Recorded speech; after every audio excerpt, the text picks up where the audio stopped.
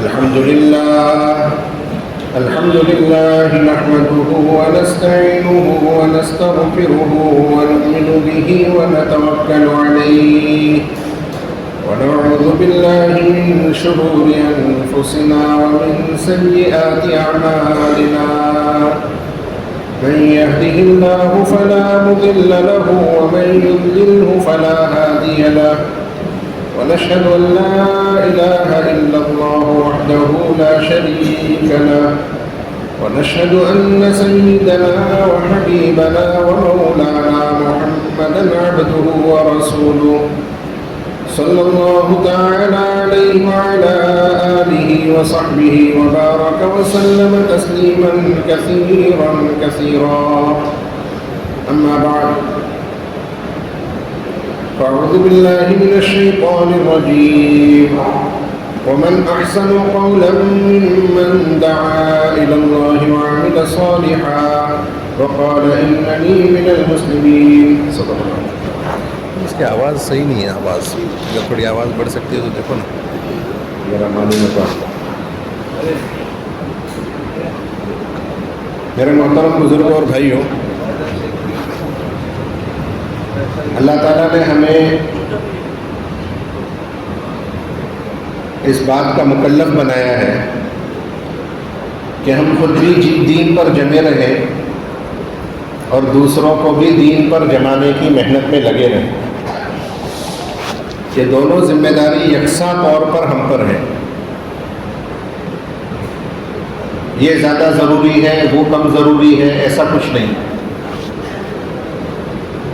یہ دونوں ذمہ داری ہے امت پر کہ خود اپنے دین پر جمے اور دوسروں کو بھی دین پر جمانے کی محنت میں لگے. دونوں ذمہ داری. اسی کا نام دعوت ہے. اسی کا نام دعوت کی محنت ہے.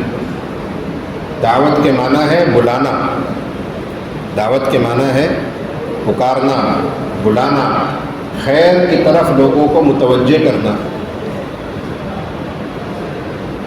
اس لیے یہ دعوت کی محنت کسی خاص طبقے کی محنت نہیں ہے.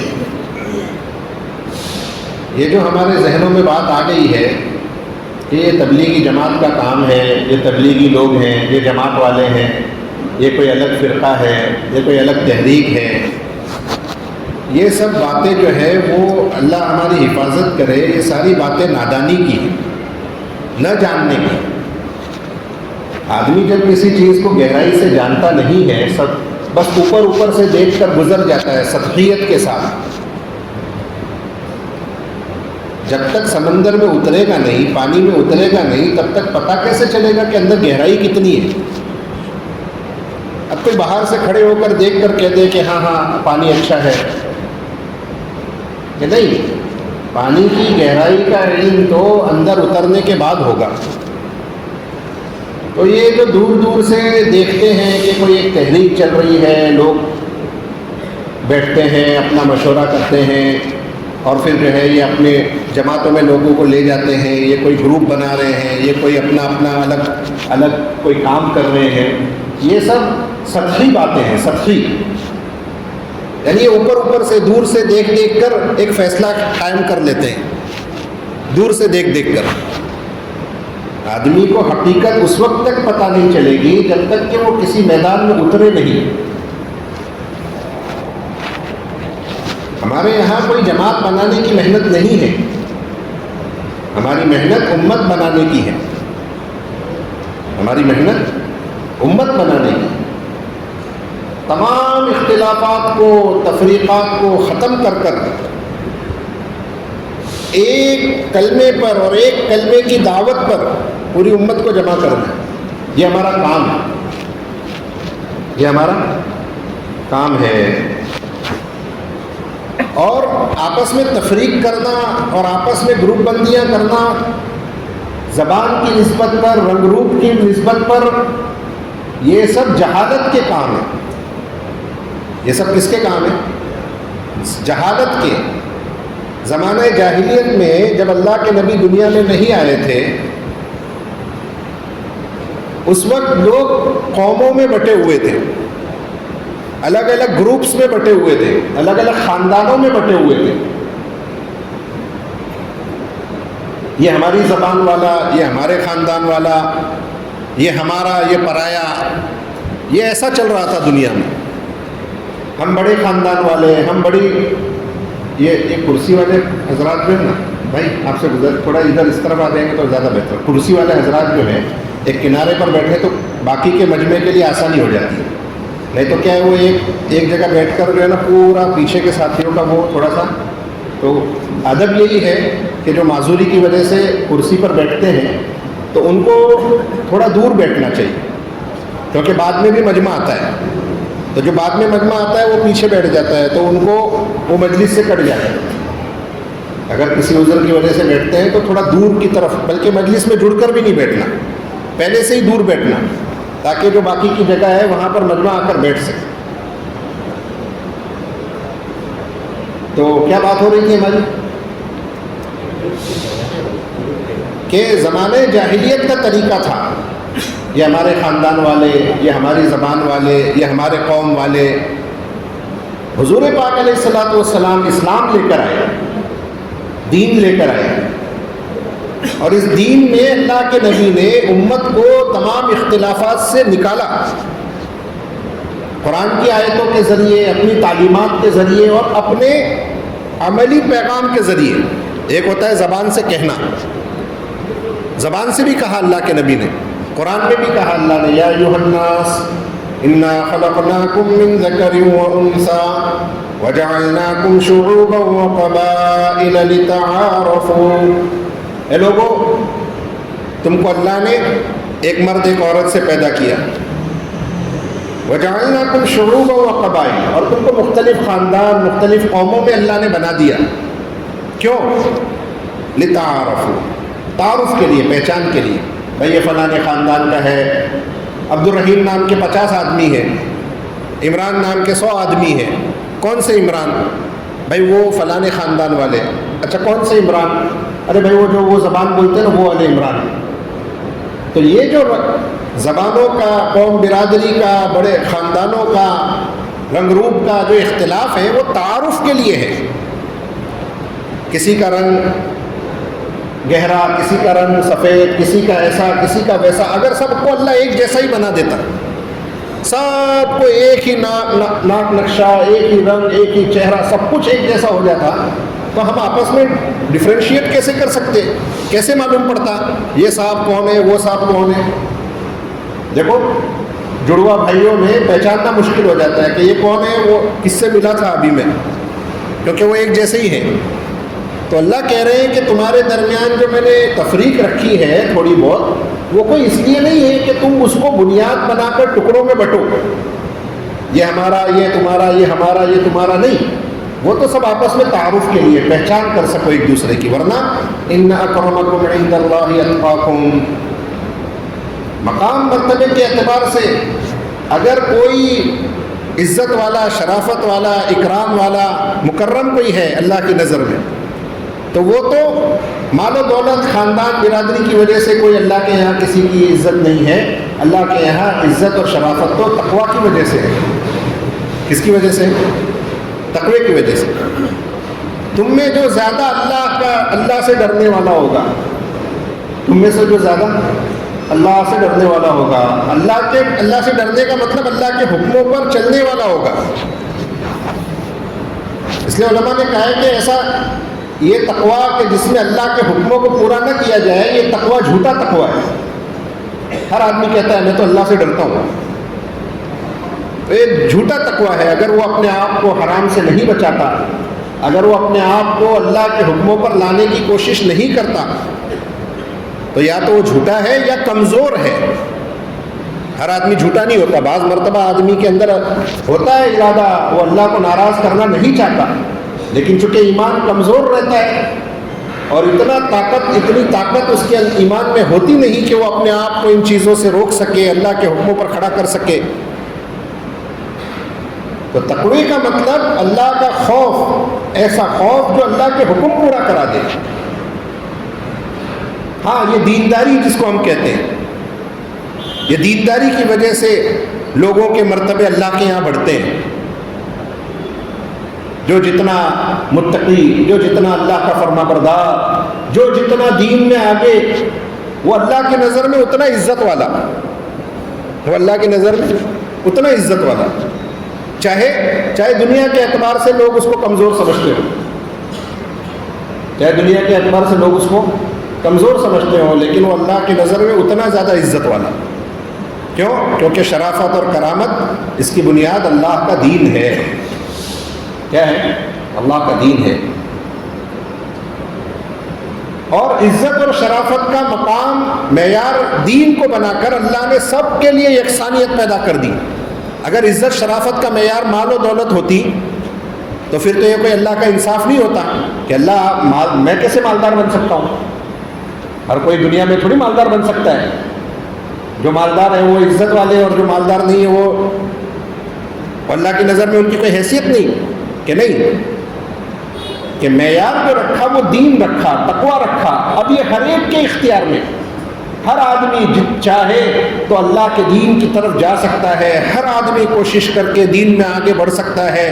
ہر آدمی کوشش کر کے قربانی دے کے اللہ کے قریب ہو سکتا ہے. تو سب کے لیے برابر. آپ نے دیکھا ہوگا، واقعات پڑھے ہوں گے تاریخ کے، کہ غریب فقراء مساکین وہ اللہ سے تعلق میں اتنے آگے بڑھے کہ ولایت کے درجے کو پہنچ گئے. بڑے بڑے بادشاہ وہ بادشاہت پر رہتے ہوئے وہ اللہ کے قریب ہو گئے. ایک آدمی کہنے لگے کہ مولانا صاحب، یہ کوئی یعنی اس کا مطلب یہ ہے کہ اگر میں اچھا کھاتا ہوں، اچھا پہنتا ہوں، اچھے گھر میں رہتا ہوں تو کیا اللہ مجھ سے ناراض ہے؟ آپ لوگ جو اس طرح بیان کرتے ہو کہ مال و دولت ہو نہیں ہو کوئی بات نہیں، لیکن دین ہونا چاہیے، تو کیا اگر اللہ نے مجھے مال دے دیا ہے، میرا اچھا کاروبار ہے، میں اچھا کھاتا ہوں، اچھا پیتا ہوں، تو کیا اللہ مجھ سے ناراض ہے؟ خالی غریبوں کے لیے یہ معاملہ؟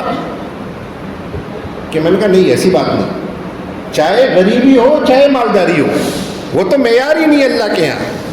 اللہ نے تم کو مالدار رکھا، غریب رکھا، خوبصورت بنایا، بدصورت بنایا، صحت دی، بیماری دی، کوئی بھی حال میں اللہ نے رکھا.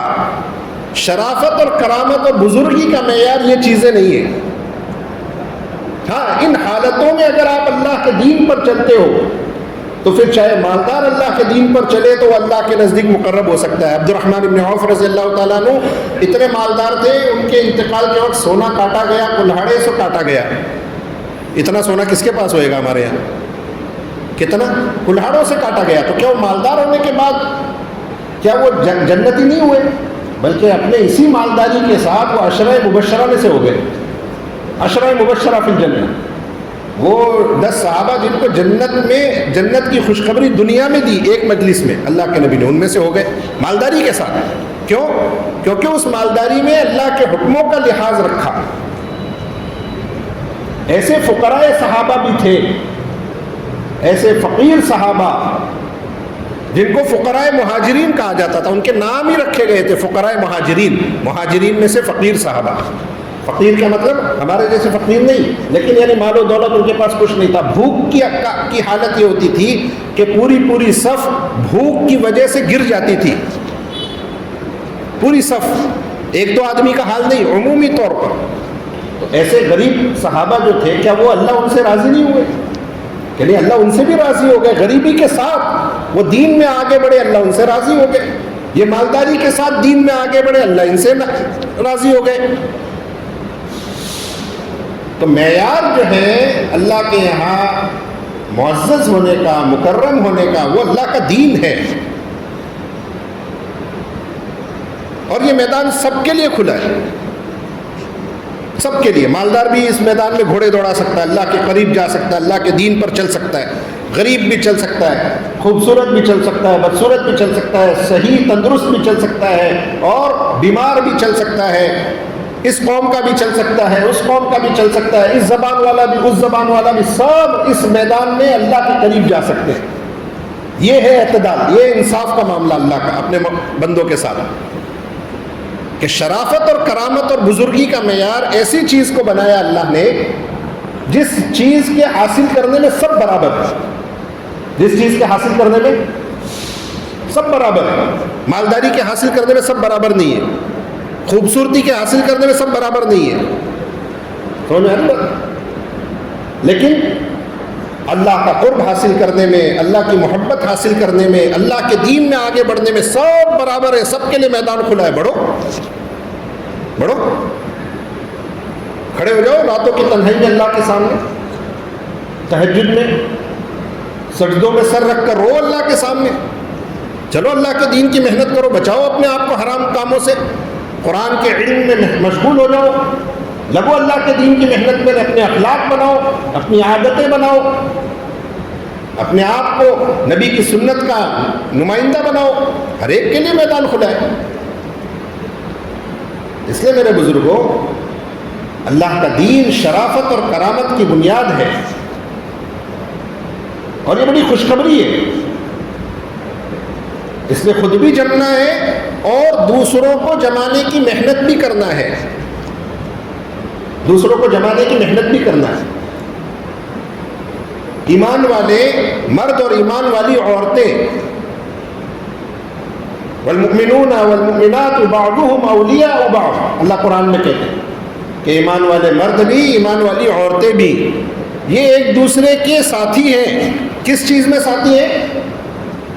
یہ امر بالمعروف میں, نہیں عن المنکر میں, یہ ایک دوسرے کے ساتھی ہیں. لوگوں کو اللہ کی طرف بلانے میں, دعوت کی محنت میں, برائیوں سے روکنے میں یہ کون ہے؟ یہ ایک دوسرے کے ساتھی ہیں, ایک دوسرے کا ساتھ دیتے ہیں. تو ایمان والے مردوں کو, ایمان والی عورتوں کو دین کی محنت کا بھی ذمہ دار بنایا, اور اس کو ذمہ داری بنا کر, ایک فریضہ بنا کر ہر ایک پر طے کر دیا. لوگ کہتے ہیں دعوت کے کام میں لگنا کوئی فرض ہے کیا؟ وہ بیچارے اس ظاہری نظام کو سمجھ کر سمجھتے ہیں کہ اس کام میں لگنا فرض نہیں ہے. ٹھیک ہے, ہم بھی نہیں کہتے کہ بھائی آپ کو اس ترتیب سے وقت لگانا فرض نہیں ہے, ہمارا بھی ایسا کوئی اصرار نہیں ہے کہ 4 مہینہ چلا یا یہ جو ترتیبیں بنائی جا رہی ہے یہ فرض ہیں, ہم یہ نہیں کہہ رہے. لیکن دعوت تو فرض ہے. آپ کے سامنے کوئی اللہ کا حکم توڑ رہا ہے, آپ پر فرض ہے کہ آپ اس کو دعوت دو. آپ پر فرض ہے, فرض عین ہے ہر ایک پر. آپ کے سامنے اللہ کا دین مٹ رہا ہے, آپ پر فرض ہے کہ آپ اس کو, اللہ کے دین کو قائم کرنے کی جد و جہد کرو. اب اس میں حدیث میں, اس میں بھی راستے کھلے رکھیں کہ اگر اللہ نے ہمت دی ہے, اگر تمہارے اندر اس معیار پر ہو تو ہاتھ سے روکو. کس سے روکو؟ ہاتھ سے روکو. یہ ایمان کا سب سے اعلیٰ درجہ ہے. ہاتھ سے روکنے کا مطلب یہ نہیں ہے کہ زبردستی کسی کا گریبان پکڑ لو, نبی کی سنت پر عمل نہیں کرتا, میں ایسا نہیں کرنے دوں گا, یہ ہمارا طریقہ نہیں ہے. ہاں, یہ ان لوگوں کی ذمہ داری ہے جن کو اللہ نے نگراں بنایا ہے, جن کو اللہ نے کیا بنایا ہے, جن کے اوپر ذمہ داری ڈالی ہے. قوم جو علاقوں کے حاکم ہیں, بادشاہ ہیں, یا گورنمنٹ ہے, یا ہر گھر کے بڑے ہیں. ہر گھر کے بڑے, گھر کے بڑے ہوتے ہیں نا, ابا ہے, امی ہے, بڑا بھائی ہے, جس کے اوپر ذمہ داری ہے گھر کو چلانے کی. ہم سمجھتے ہیں میں گھر کا بڑا ہوں, میرے اوپر ذمہ داری ہے سب کو کھلانے کی. ہاں, وہ بھی ہے, وہ بھی ہے, وہ بھی کرنا ہے, کیونکہ آدمی اپنے گھر والوں کو فقر و فاقہ سے بچائے اور ان کو مالدار اور غنی چھوڑے اور ان کو مخلوق کا محتاج نہ ہونے دے, یہ بھی ایک اس کی ذمہ داری ہے, نان و نفقہ کا انتظام کرنا. لیکن صرف اس کا مطلب یہ نہیں ہے کہ آدمی کولو کا بیل بن کر جو ہے نا اپنے گھر والوں کے لیے کماتا رہے اور اس کے سامنے اللہ کا دین مٹتا رہے, اس کے سامنے اللہ کا دین مٹتا رہے. اولاد اتنی جری ہو جائے کہ کھلم کھلا گھر کے نگراں کے سامنے, گھر کے بڑے کے سامنے اللہ کی نافرمانی ہو اور وہ اپنی طاقت استعمال نہ کر سکے, ان کو روک نہ سکے, ان کو سمجھا نہ سکے, ان کو اللہ کے دین پہ لا نہ سکے, تو ایسا آدمی تو مجبور ہے. ایسا آدمی کیا بیچارہ مجبور ہے, کچھ نہیں کر سکتا. طریقہ ہے اللہ جزائے خیر دے، جتنا غور فکر کرو گے اتنا اس کام کی اور ہمارے بزرگوں کے لیے دل سے دعا نکلے گی کہ انہوں نے کیا ترتیب پیاری بنا کر دے دی. اب آدمی سنے گا بھائی میں تو گھر کا ذمہ دار ہوں اور میرے ذمے تو تبلیغ فرض ہے اور میرے ذمے تو گھر کے حرام کاموں کو روکنا ضروری ہے. اب وہ اس میں جوش میں آ کر جو ہے طاقت کا ذریعہ استعمال کرنا چاہے گا اور وہ گھر کو فساد میں مبتلا کر دے گا، سب گھر والوں کو توڑ دے گا. تو ہمارے علماء نے بڑی حکمت سے، بڑی پیار سے اور بڑی سمجھداری سے بہت دور کے نتیجوں کو سوچ کر آسان طریقہ بتایا کہ گھر میں دین لانے کا طریقہ اخلاق کا راستہ اور گھر میں دین لانے کا طریقہ گھر کی تعلیم کا راستہ. آسان راستہ ہے. آپ تعلیم کے راستے سے 100% دین اپنے گھر میں، اپنی اولادوں میں، اپنی بیوی میں، اپنے بچوں میں زندہ کر سکتے ہو. ہاں تشدد کے راستے سے نہیں کر سکتے، تشدد کے راستے سے نہیں کر سکتے کیونکہ تشدد ایک حد تک کام آئے گا. اس کا بھی حکم دیا ہے شریعت نے. فرمایا رحم کرے اللہ اس باپ پر جو اپنی اولاد کی تنبیہ کے لیے اپنے گھر میں کوڑا لٹکائے رکھتا ہے. مبارک ہے وہ کہ اولاد کی تنبیہ کے لیے اس کے گھر میں کیا لٹکا ہوا ہے؟ کوڑا لٹکا ہوا ہے. تو اس کا مطلب کوئی ضروری نہیں کہ وہ کوڑے سے مارے اپنے بچوں کو، لیکن وہ کوڑا لٹکا ہوا ہے کہ بھائی کھلم کھلا اللہ کی نافرمانی نہیں کر سکتے ہم. ابا ہیں یہاں پہ موجود ہیں، سمجھ میں آ رہی نا بات؟ ہاں 8 سال کی عمر میں نماز کا حکم دو، 12 سال کی عمر میں 10 سال کی عمر میں نماز نہ پڑھنے پر کیا کرو؟ مارو. تو مارو ایسا ویسا مارنے کا حکم نہیں ہے کہ آدمی قابو سے باہر ہو جاوے. وہ تو ہر چیز میں اعتدال کا راستہ. ہم نے اپنے بعض اساتذہ کو دیکھا کہ وہ جب بچہ سبق یاد کر کے نہیں آتا تھا تو ان کی ذمہ داری ہے، ان کو مارنا پڑے گا، سختی کرنا پڑے گا ان کو، کیونکہ ایک باپ ایک آدمی اپنی اولاد، اپنے بچے کو، اپنے لختے جگر کو ان اساتذہ کی نگرانی میں دے کر آیا ہے کہ استاد جی یہ میرا جگر کا ٹکڑا ہے، یہ میں آپ کے حوالے کر رہا ہوں، اس کو قرآن سکھا دو، اس کو اخلاق سکھاؤ، اس کو اللہ کا دین سکھاؤ. تو اس کی تو ذمہ داری ہے. اگر وہ اپنی ذمہ داری پوری نہیں کرے گا اللہ اس سے پوچھیں گے.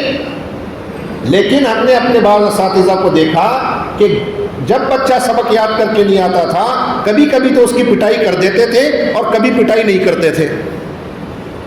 کیوں نہیں کیا آپ نے پٹائی؟ تو کہا کہ کیونکہ اس وقت میں خود ہی غصے میں ہوں، میرا کوئی مسئلہ ہو گیا، گھر میں کچھ مسئلہ چل رہا ہے، میں ٹینشن میں ہوں. اس وقت اگر اس کو ماروں گا اور اس کی پٹائی کروں گا یا اس پہ سختی کروں گا تو نفس شامل ہو جائے گا. کیا ہو جائے گا؟ نفس شامل ہو جائے گا، پھر میں حد سے آگے بڑھ جاؤں گا. تو اس وقت نہیں کرنا ہے. بعض اللہ والے اپنی نگرانی کرتے ہیں کہ اگر کسی کو ڈانٹنا بھی پڑا تو پہلے اپنے نفس کا محاسبہ کرتے ہیں کہ یہ ڈانٹنا کس وجہ سے ہے. بعض مرتبہ لوگ دین کی آڑ میں اپنا غصہ نکالتے ہیں، دین کے لبادے میں اپنا غصہ نکالتے ہیں، تو وہ اخلاص نہیں ہوتا ہے. اخلاص تو یہ ہے کہ تمہارا ہر کام اللہ کی رضا کے لیے ہو. مشہور واقعہ حضرت علی رضی اللہ تعالیٰ عنہ کا، میدان میں دشمن پر غالب آ گئے اور پچھاڑ دیا اسے اور قتل کرنے والے تھے. تو اتنے میں اس نے نفرت سے تھوک دیا ان کے چہرے پر. تو ہونا تو یہ چاہیے کہ ویسے ہی تجھے مارنے والا تھا اور اب تو نے ایسی حرکت کر دی کہ اب تو ڈبل ہو گیا، ضروری ہو گیا. تو لیکن اس وقت چھوڑ کے اٹھ گئے. ارے یہ کیا کیا؟ تاکہ جب پہلے مقابلہ تھا تو حق کا باطل کا تھا اور اس وقت تو اللہ کے حکم سے تھا، لیکن اب جب تو نے میری ذات کو نقصان پہنچا دیا ہے اب میرا نفس کا غصہ شامل ہو گیا ہے.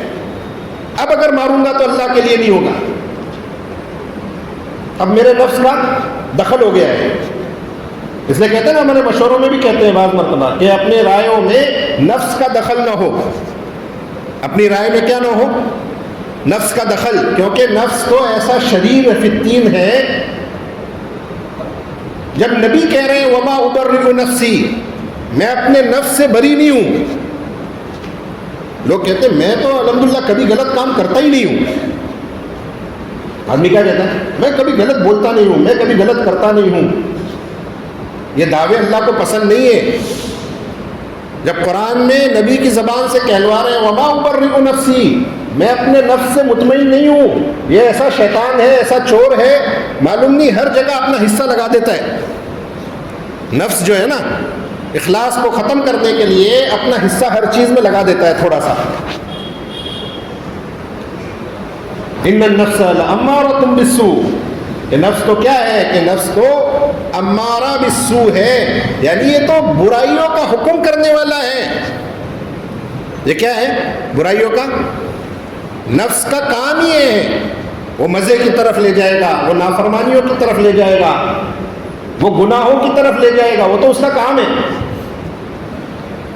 لیکن آدمی کے ذمے ہے کہ اپنے نفس کو قابو میں کرے. اسی کو اصلاح کہتے ہیں، اس کو ہی اصلاح باطنی کہتے ہیں. اسی کا نام تزکیہ ہے.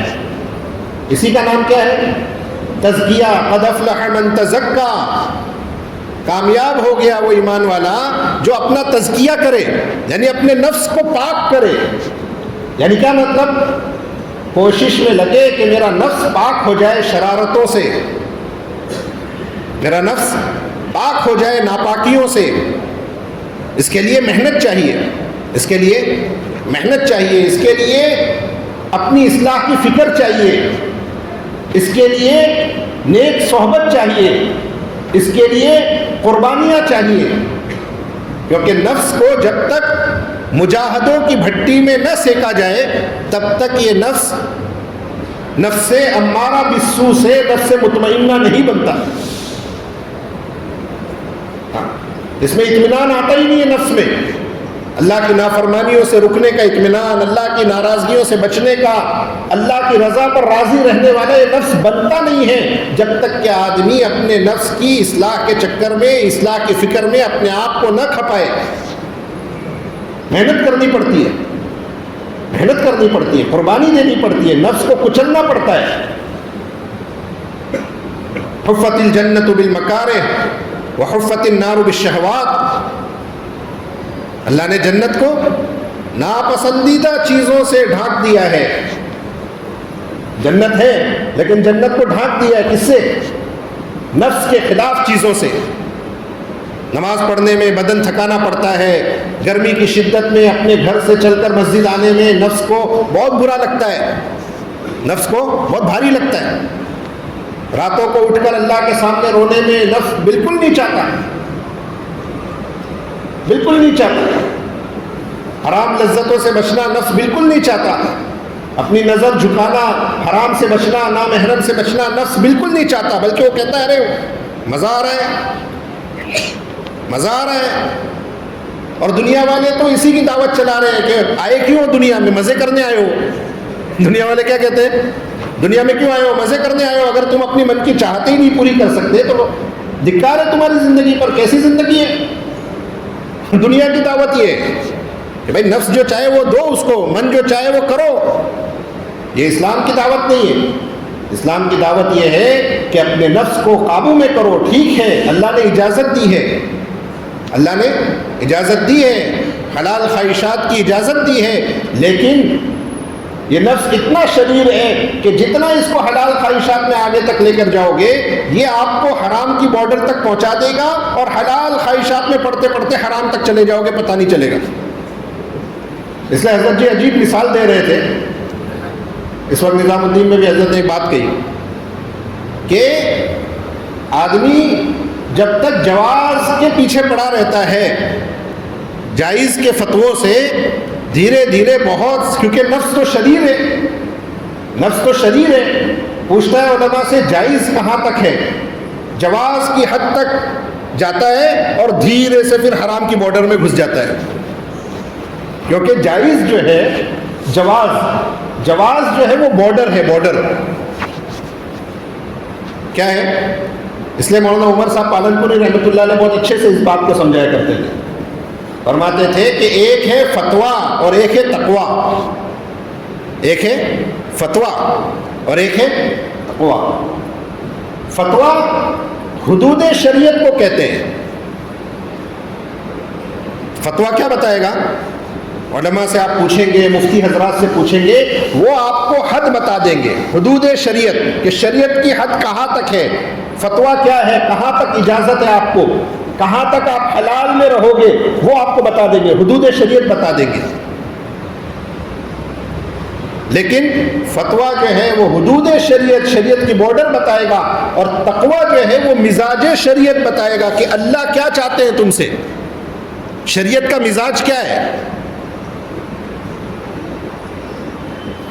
تو فرما رہے تھے کہ جو آدمی تقوی پر آنے کی کوشش نہیں کرے گا، اگر کسی کو تقوی کی کسی عمل کی دعوت دو، وہ کہتا ہے بھائی جائز تو ہے نا، میں کوئی حرام کام تو نہیں کر رہا، ٹھیک ہے جائز ہے کوئی بات نہیں، لیکن اپنے نفس سے اتنا مطمئن نہ رہو، کیونکہ جواز کی بارڈر تک جاؤ گے تو وہ حدود ہیں، حدود ہر ملک کی باؤنڈری ہوتی ہے، حدود ہوتی ہے، اس کے قریب نہیں جانا۔ کیوں؟ کیونکہ ذرا سی غلطی ہوئی اور ایک قدم اس طرف گیا تو وہاں کی باؤنڈری میں چلے جاؤ گے، ہوتا نہیں ہوتا؟ سرحدوں پہ بہت سارے لوگ ایسے ہیں، ملک کی سرحد پر بہت سارے لوگ ایسے پکڑے گئے ہیں کہ جو بیچارے غلطی سے بس یہاں سے وہاں گئے تھے اور کئی سال تک پکڑے گئے، کیا ہوا کہ بس بارڈر کراس ہوئی۔ سمجھ میں آ رہی نا بات؟ ایک ساتھی نے بہت اچھی مثال دی اس کی کہ جیسے پائجامے کو ٹخنے سے اوپر رکھنا، پائجامے کو ٹخنے سے اوپر رکھنا یہ حکم ہے شریعت کا، اور پائجامے کو ٹخنے کے نیچے کرنا یہ حرام ہے۔ اب یہ جو ٹخنا جو ہے یہ ہے حدود، یہ ہے حد، اس کے اس طرف حرام ہو جائے گا اور اس کے اس طرف جائز۔ لیکن شریعت کا حکم کیا ہے؟ تقویٰ کیا ہے؟ تقویٰ یہ ہے کہ پائجامہ آدھی پنڈلی تک رہے۔ کہاں تک رہے؟ آدھی پنڈلی، یعنی یہاں تک رہے۔ حالانکہ جائز کہاں تک ہے؟ یہ ٹخنے تک، تو جواز کی حد وہاں تک ہے، لیکن حکم کیا ہے؟ تقویٰ کیا ہے؟ آدھی پنڈلی تک پائجامہ رہے۔ کیوں؟ کیونکہ اگر کبھی غفلت میں تھوڑا سرکے بھی تو کہاں سرک کے کہاں جائے گا؟ آدھی پنڈلی سے پائجامہ سرک کے کہاں جائے گا؟ ٹخنے کے اوپر تک جائے گا۔ لیکن اگر ٹخنے کے اوپر تک ہے اور پھر سرکے گا تو کہاں جائے گا؟ پھر جائے گا اللہ کی لعنت میں۔ سمجھ میں آ رہی نا بات؟ یہ مثال دی۔ ایسے ہی ایک ظاہری مثال دی کہ جیسے آدمی چھت پر کھڑا ہے تو ایک ہے چھت کی منڈیر آخری کونا اور ایک ہے چھت کا بیچ کا حصہ۔ کوئی آدمی کہے بھائی میں تو چھت پہ ہی کھڑا ہوں، میں نیچے نہیں گرا، میں نیچے تھوڑی جا رہا ہوں، میں تو چھت پر کھڑا ہوں۔ لیکن اگر وہ چھت کے کناروں پر کھڑا ہے، ذرا سا ہوا کا تیز جھونکا آ گیا تو گرے گا، تو کہاں گرے گا؟ نیچے گرے گا، ہلاک ہوگا۔ لیکن اگر وہ چھت کے بیچ میں کھڑا ہے اور تھوڑا بیلنس بگڑ گیا، ہوا کا جھونکا آ گیا تو گرے گا، تو کہاں گرے گا؟ چھت کے اوپر ہی گرے گا۔ سمجھ میں آ رہی ہے؟ مثال دے کر سمجھا رہے ہیں کہ جو آدمی اپنے آپ کو جواز کی حد سے آگے بڑھا کر تقوی پر، شریعت کے مزاج پر لانے کی کوشش نہیں کرے گا اور بس اسی میں رہے گا، ذرا سی اس کو کوئی دعوت دو، ذرا سا اس کو دین کی طرف آنے کو کہو تو کہے گا میں یہ جائز ہے کہ نہیں؟ یہ بتاؤ، اتنا جائز ہے کہ نہیں؟ ناجائز تھوڑی ہے، حرام تھوڑی ہے۔ تو پھر دھیرے دھیرے آپ دیکھو گے کہ وہ جب تک اگر تقوی پہ آنے کی کوشش نہیں کرے گا تو شیطان اس سے کھیلتے جواز کی بارڈر سے گھماتے اس کو حرام کی بارڈر میں داخل کرا دے گا۔ سمجھ میں آ رہی بات؟ ہاں، تو حضرت یہ فرما رہے ہیں کہ آدمی کو صرف یہ مسئلہ تھوڑی ہے کہ جائز ہے ٹھیک ہے، وہ تو ایک شریعت کا حق حدود ہے، لیکن آنا کہاں ہے؟ ہمیں آنا ہے تقوی پر، ہمیں کوشش کرنا ہے کہ میں آگے بڑھوں۔ دنیا میں آدمی مطمئن نہیں ہوتا، دنیا کے مال و دولت میں 10,000 کما لیا اس پہ مطمئن ہو کر بیٹھا ہے، ایسا نہیں ہوتا ہے۔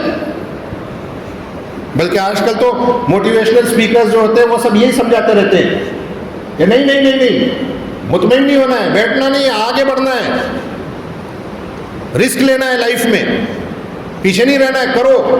بڑا بننے کے لیے کچھ نہ کچھ رسک لینا پڑتا ہے۔ دنیا والے یہ سمجھا رہے ہیں کہ دنیا میں آگے بڑھنا ہے تو کچھ نہ کچھ کرو، حرکت کرو، آگے بڑھو، جہاں ہو وہاں سے آگے جاؤ۔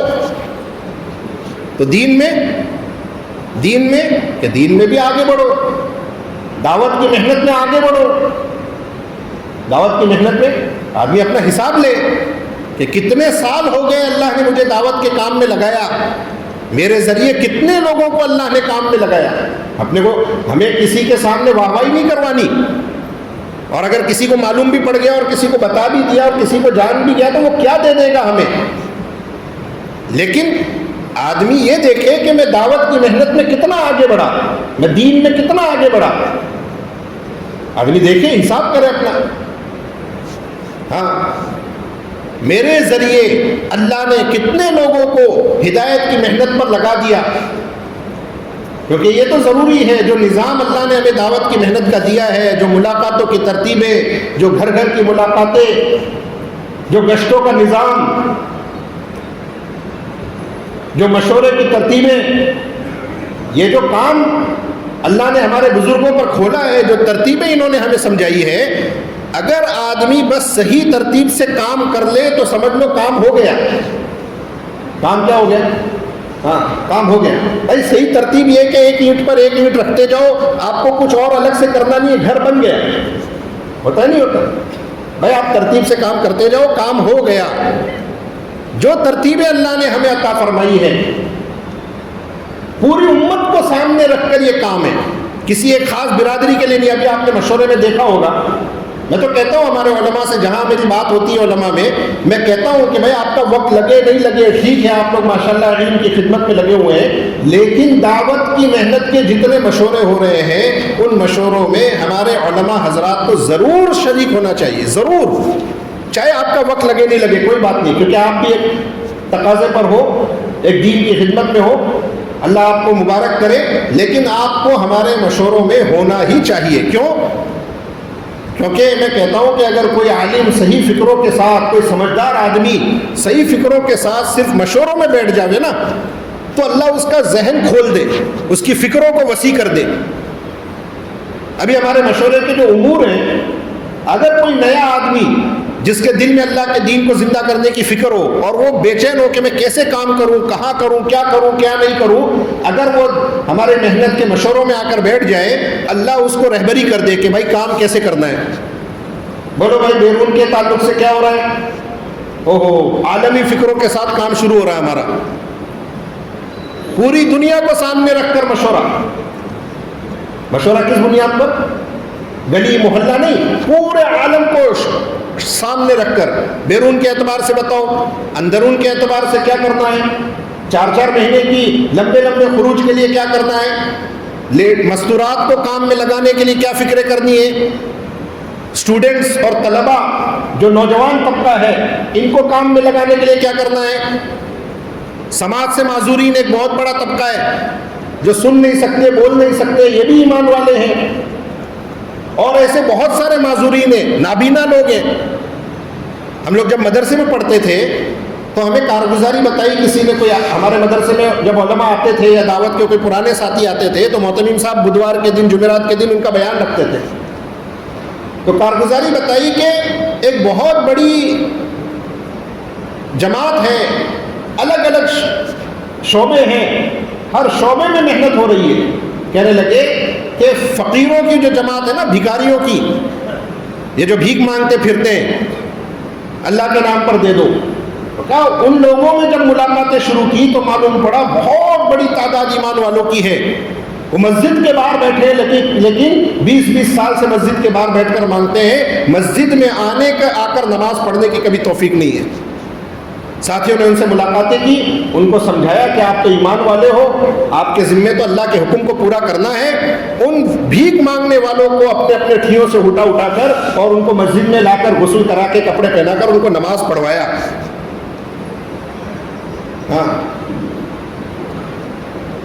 یہ جو ہمارے ایک طبقہ ہے مخنث حضرات کا, اللہ نے ان کو معذور بنایا ہے. اس میں کتنی بڑی تعداد ایمان والوں کی ہے. نابینا حضرات ہیں, کتنی بڑی تعداد ہے ایسے معذورین کی جن کو آنکھیں سے نظر نہیں آتا ہے. یہ سب ایمان والے ہیں اور ہر ایک کے ذمے اس کی شریعت ہے, اور ان سب کو دین پر لانا اور دین کی محنت پر جمانا یہ نبیوں کی محنت ہے, یہ حضور والا کام ہے, یہ صحابہ کا طریقہ ہے. ایک جگہ ہم نے کہا کہ صحابہ والی محنت ہے, تو اعتراض کرنے والوں کا تو کیا ہے, اعتراض کرنے والوں کو تو زبان ہلانے میں کوئی دیر نہیں لگتی ہے. اعتراض 2 طریقے کے ہوتے ہیں. ایک سوال ہوتا ہے سیکھنے کے لیے, ایک سوال پوچھا جاتا ہے کس کے لیے؟ سیکھنے کے لیے. یہ سوال جو ہے وہ علم کا باب ہے, وہ علم کا دروازہ ہے. اور سوال جو ہے وہ بیمار دلوں کی شفا ہے. سمجھ میں آ رہی بات؟ یہ مطلوب ہے یہ سوال کہ آدمی کسی چیز کو سیکھنے کے لیے سوال کرے. اور ایک سوال وہ ہے جو اعتراض کے طور پر کرتا ہے, اپنے آپ کو بڑا بنا کر میں سب جانتا ہوں, یہ تم غلط کر رہے ہو, اس بنیاد پر اعتراض کرتا ہے, یہ جہالت ہے. اور ایسا اعتراض جو ہے آدمی کے اندر کبر پیدا کرتا ہے, ایسا اعتراض آدمی کے اندر حسد پیدا کرتا ہے, اور ایسا اعتراض آدمی کو کام سے ہٹا دیتا ہے, حق سے ہٹا دیتا ہے. ہم نے کہا یہ صحابہ والا کام ہے, تو انہوں نے کہا کہ کیوں جھوٹ بولتے ہو؟ صحابہ کہاں 4 مہینے جماعت میں جاتے تھے؟ صحابہ کہاں 3 دن جماعت میں جاتے تھے؟ یہ صحابہ والا کام کیسے ہو گیا؟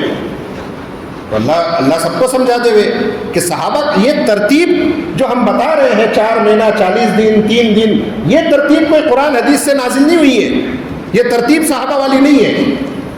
جو محنت کا عنوان ہے, جو مقصد ہے ہماری دعوت کے کام کا, کہ پوری امت کو اللہ کے کام پر جمانا ہے, پوری امت کو اللہ کا دین پوری انسانیت میں زندہ کرنا, اقامت دین جس کو کہتے ہیں, کہ پورے عالم میں اللہ کا دین عملی طور پر زندہ ہو جائے, یہ ہمارا کام ہے جس کو دعوت کی محنت کہتے ہیں.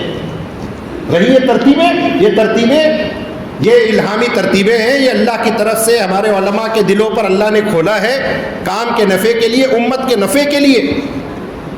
آسان ترتیبیں انہوں نے بنا کر دیے. یہ محنت پوری امت کو سامنے رکھ کر ہو رہی ہے. اب یہ اسٹوڈنٹس کا, نوجوانوں کا طبقہ ہے, یہ نوجوانوں کا طبقہ جو ہے یہ ہر قوم میں اس کا جو مستقبل ہے, اس کا جو فیوچر ہے, وہ یہ نوجوان نسل ہے. قوم زندہ ہے نوجوانوں کے ذریعے, قوم زندہ رہتی ہے نوجوان خون سے. باطل کی طاقت, باطل کی سازش ہر زمانے میں یہ رہی ہے کہ جس قوم کو برباد کرنا ہو اس کے نوجوانوں کو گناہوں اور عیاشیوں میں لگا دو, وہ قوم خود ہی ہلاک و برباد ہو جائے گی. کیونکہ جو بڑی عمر کے ہیں وہ تو چند سالوں میں دنیا سے چلے جائیں گے. یہ نوجوان جو ہے یہ آگے بڑی عمر تک, یہ 50 سال 60 سال 70 سال دنیا میں جینے والے ہیں. اگر آج ان کو راستے سے ہٹا دیا, یہ 70 سال تک گناہوں کی زندگی گزاریں گے دنیا میں, اور پھر ان کے پیچھے ان کی نسلیں نافرمانیوں پر آئیں گی. تو باطل کی تو کوششیں یہ ہے, اس لیے باطل بھی اپنی پروگرامنگ کر رہا ہے. چھٹیاں ہو رہی ہے, یہاں جانا ہے, وہاں جانا ہے, یہ کرنا ہے, وہ کرنا ہے. ہماری ذمہ داری ہے کہ ہم اپنی نوجوان نسلوں کو مشغول کریں اللہ کے کام میں. مشغول کریں کس میں؟ دین کی محنت میں, اللہ کے دین کی محنت میں, اللہ کے راستے میں. پرانے ساتھی ان کے ساتھ جڑ کر وقت لگائیں. اصل تربیت کا اور ترقی کا ذریعہ یہ ہے. آپ نے سنا ہوگا کئی مرتبہ ہمارے اکابرین کہتے ہیں کہ پرانے ساتھ میں جڑ کر جائیں گے, وہ اصول کے نام پر جھگڑے کریں گے. ہوتا ہے دیکھو. اس لیے بعض مرتبہ جب بہت سارے پرانے ساتھی ایک جماعت میں ہوتے ہیں تو کہتے ہیں ماشاءاللہ, کوئی دیکھتا ہے بولے بہت مضبوط جماعت ہے, اور سب نئے ہوتے ہیں تو بولے تھوڑی جماعت کمزور سی ہے. تو جماعت کا مضبوط ہونا اور کمزور ہونا ان کے ساتھیوں کے پرانے اور نئے ہونے پر نہیں ہے. جماعت کمزور اور مضبوط جو ہوتی ہے وہ ساتھیوں کے پرانے نئے ہونے پر نہیں ہوتی ہے, وہ تو ساتھیوں کے اعمال, ان کی فکروں پر, ان کا اللہ کے ساتھ تعلق, اس کی وجہ سے جماعت مضبوط اور کمزور ہوتی ہے. بعض مرتبہ پرانی جماعتیں ہوتی ہیں, پرانے ساتھی ہوتے ہیں, لیکن ان کا تعلق اللہ سے ویسا نہیں ہوتا, فکریں ویسی نہیں ہوتی, اطاعت ویسی نہیں ہوتی, کام کا غلبہ ویسا نہیں ہوتا. تو پھر وہ جماعت سارے پرانے ہونے کے باوجود وہ بہت کمزور جماعت ہوتی ہے. اس جماعت کی وجہ سے علاقوں میں مسائل کھڑے ہو جاتے ہیں.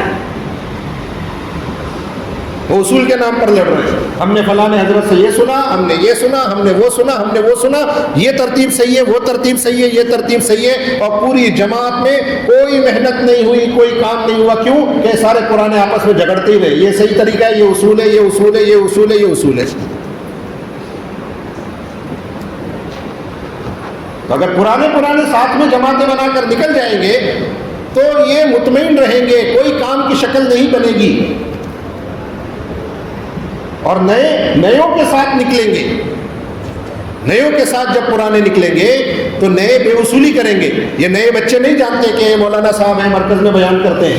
یہ مولانا صاحب کو نہیں جانتے ہیں نئے بچے. یہ ہمارے امیر صاحب ہیں نہیں جانتے ہیں نئے بچے. سمجھ میں آ رہی نا؟ یہ بے اصولیاں کریں گے. آپ کو بہت غصہ آئے گا, بہت ناراضگی ہوگی, لیکن آپ برداشت کریں گے.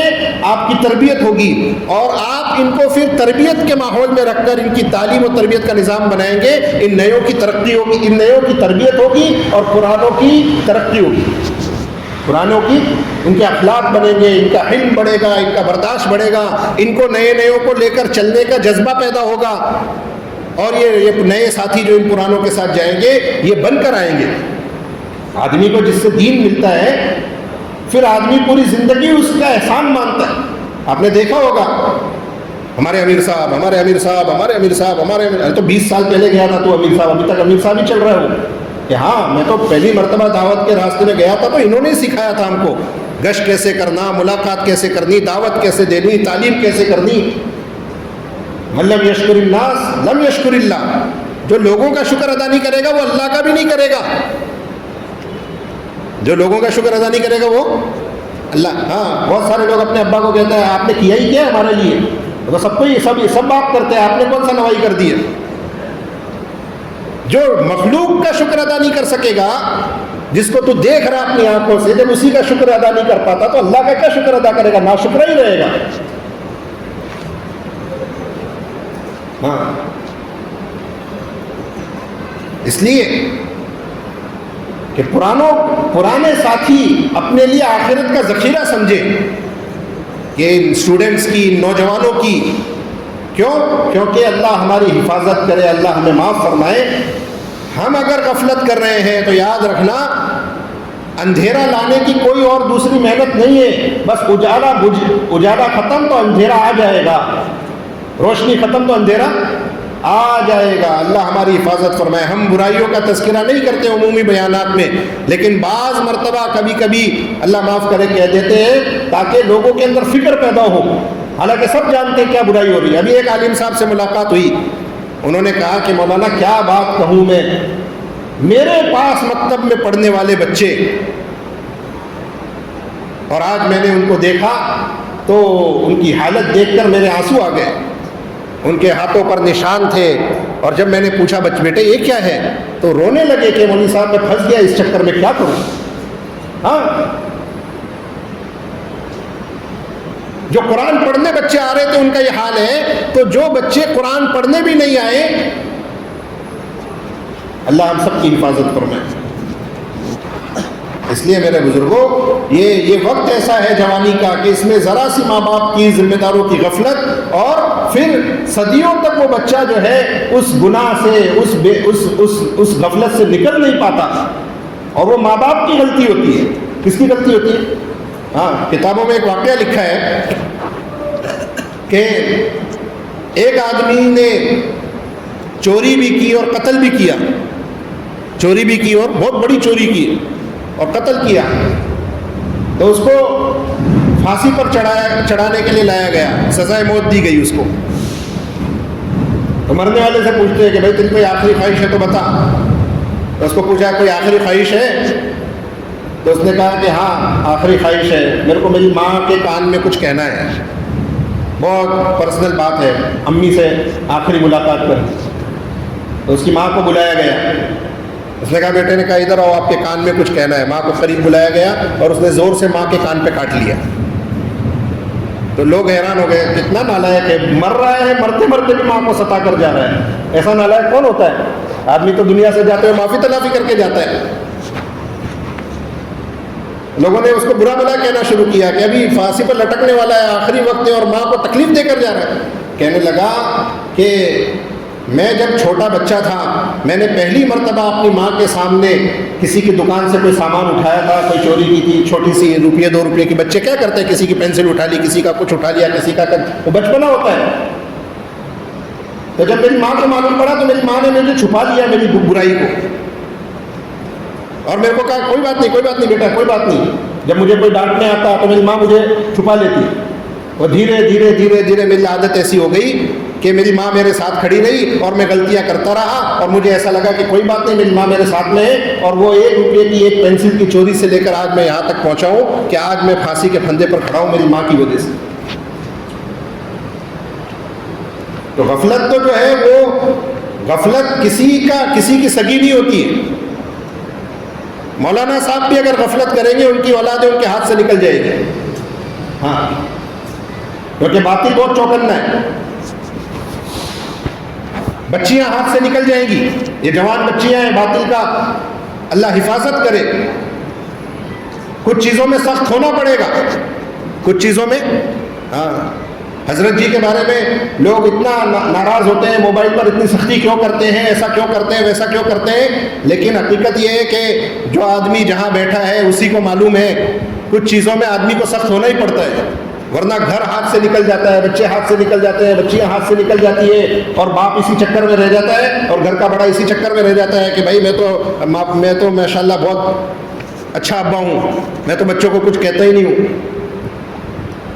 اس لیے میرے بزرگوں، یہ دعوت کی محنت جو ہے یہ عالمی سطح پر پوری امت کو سامنے رکھ کر کرنے کی محنت ہے، ہاں، نہ اس میں امیر دیکھا جاتا ہے، نہ غریب دیکھا جاتا ہے، نہ جاہل دیکھا جاتا ہے، نہ عالم، کہ اس میں تو ہر ایک کو متوجہ کرنا ہے، ہر ایک کو۔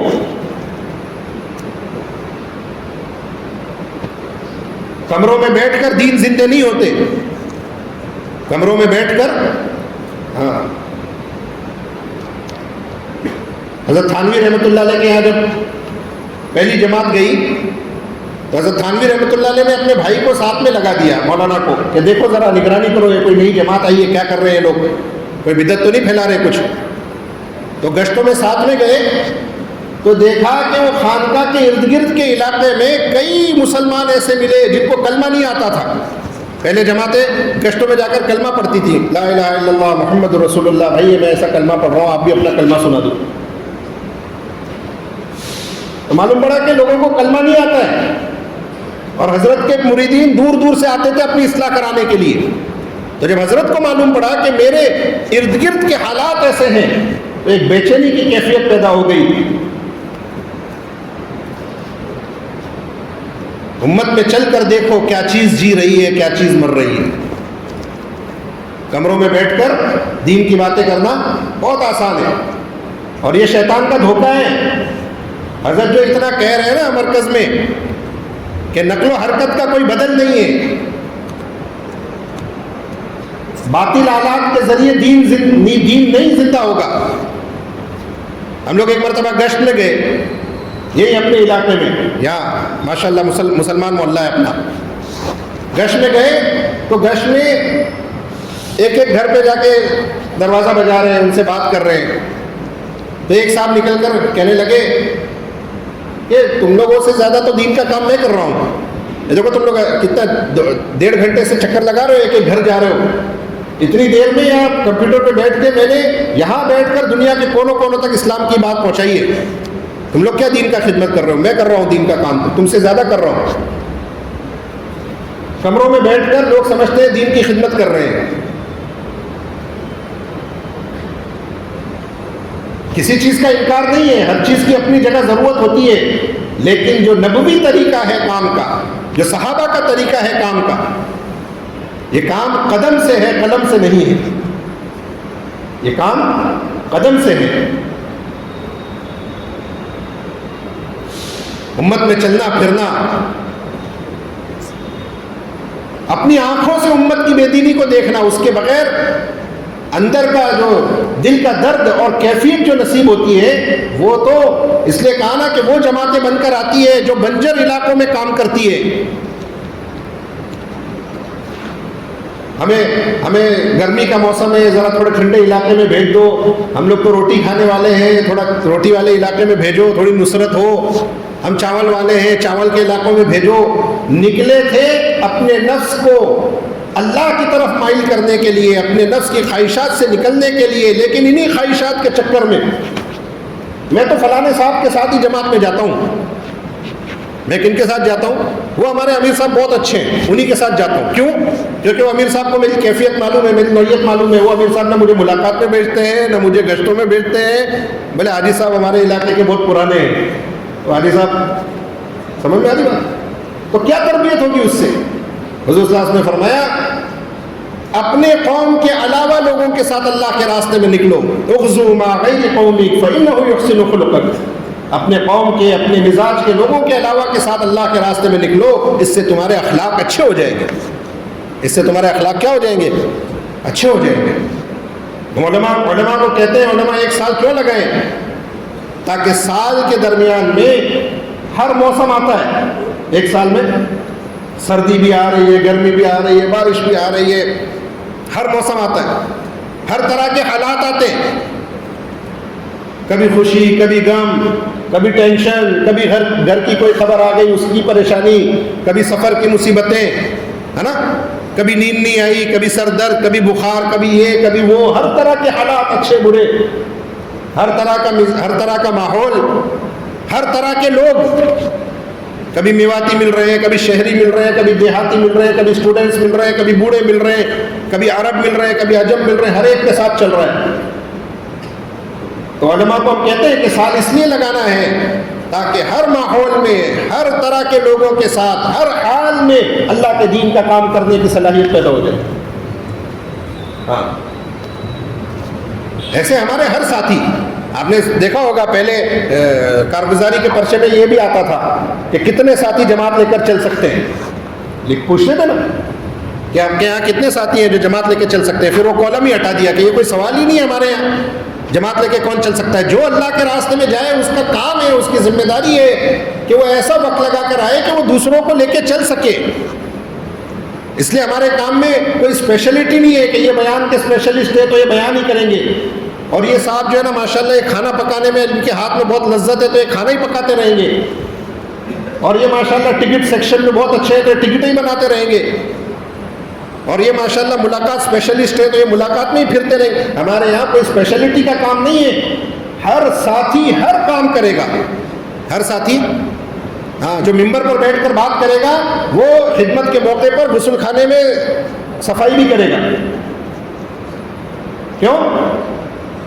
کیونکہ